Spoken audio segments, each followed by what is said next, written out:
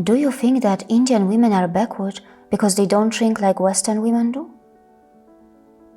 European countries have a very high prevalence of alcohol use during pregnancy. For instance, about 60% of Irish women drink during pregnancy. In the UK, it is 41%, and in Denmark, it is 46%. In the Western world, alcohol consumption during pregnancy is a major public health concern. Government health organizations in countries like the USA, the UK, Canada, and Australia have already issued guidelines which say that no amount of alcohol is safe for pregnant women. Drinking alcohol during pregnancy can cause serious harm to the developing fetus, resulting in CNS and physical damage, which has several lifelong health consequences.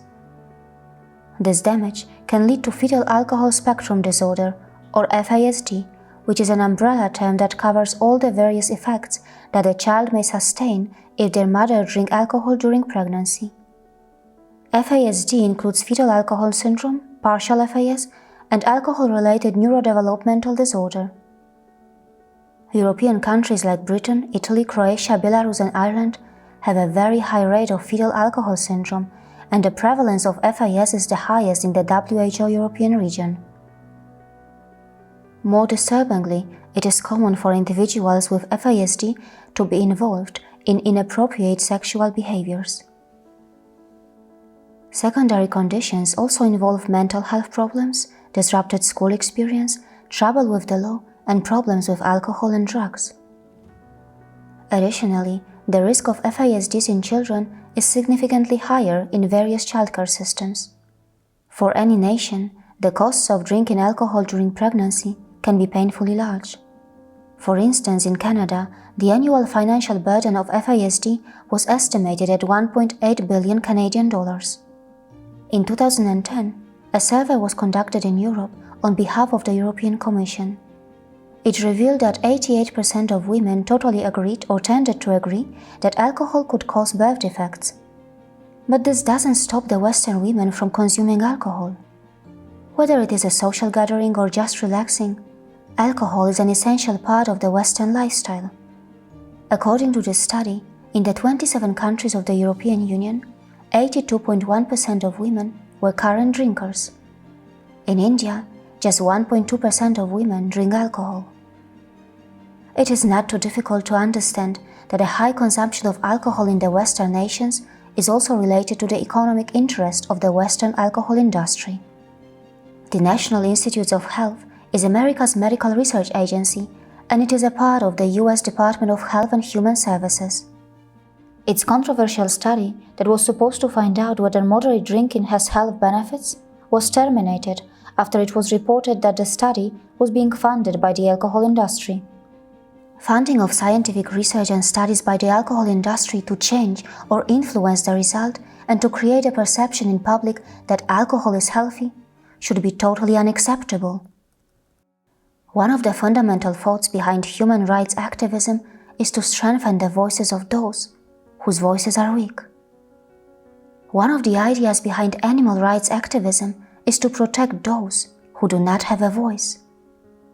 But are we ready to raise our voices for those babies who are exposed to alcohol in their mother's womb?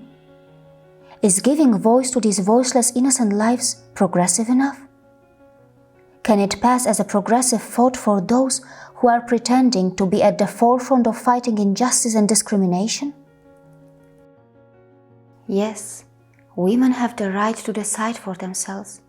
But should we forget that the newborn babies also have a right to be born without the disorders which are caused by drinking alcohol during pregnancy?